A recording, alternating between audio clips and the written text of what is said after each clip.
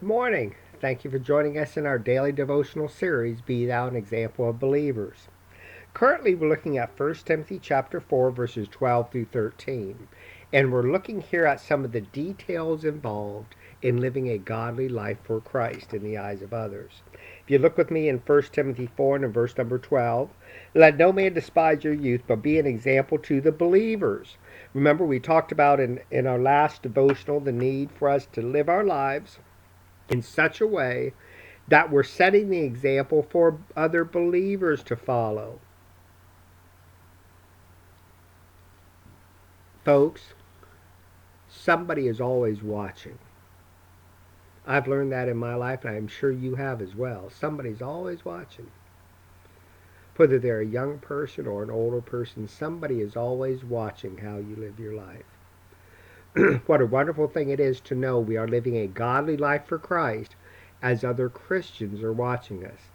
And they can start to follow the pattern we're setting in our life. They can start to follow the example that we are giving forth in our life. And in doing so, they can begin to please the Lord in their life as well. What a wonderful thing it is for a Christian to look at another Christian and learn how to handle a life issue. Wonderful, wonderful thing it is for a Christian to look at another Christian and learn how to live a consistent life for Christ. You know, what a great thing it is to know you've encouraged another Christian along life's way to be faithful to the Lord simply by how you've lived your life. You haven't had to say one word to them, but just by how you've lived your life, they've been encouraged to serve the Lord. What a tremendous blessing that is for each one of us. What I would like us to look here now as we'll go on. Keep in mind, not only are we setting an example to the believers, but here's how we do it. In word, folks, the words we say, our speech is one of the great areas that we have to constantly be on guard to be sure we are setting the proper example for others. Do we use the name of the Lord in vain? Do we use other, profanity? Do we lie with our mouth? Do we speak behind other people's back with our mouth? Think about all the different types of sins that we can commit with simply the words we speak. I'll tell you, folks, sometimes the words we speak can cut a person deeper than any knife we've ever held in our hand. Many times the words that we speak is going to make the difference in someone's life between encouraging them to continue on or to discourage them and cause them to stop serving the Lord.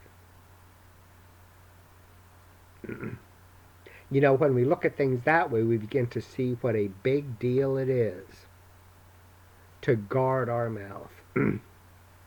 Throughout the Bible talks a lot about the tongue and how the tongue can either destroy or the tongue can be of great value depending on how it's used. That's what Paul is telling Timothy here when he says, be an example to the believers in word. He says, Timothy, you be sure you always are setting the proper example with your words. Are you loving or hating with your tongue? Are we encouraging or discouraging with our tongue?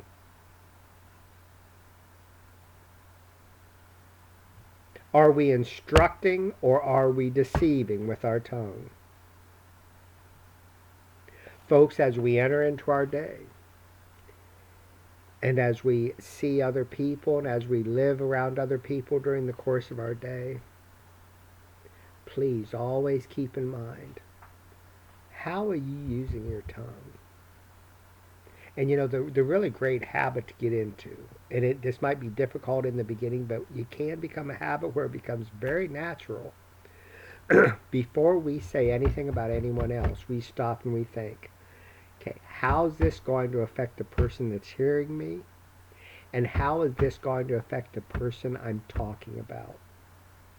If we can just stop and think that through before we say something about someone else, it will help us tremendously to guard our tongues and help us to only say those things that come from God's love and His grace and His humility, instead of coming from our carnal, fleshly nature that wants to criticize and judge and tear down instead of build up in the name of Christ.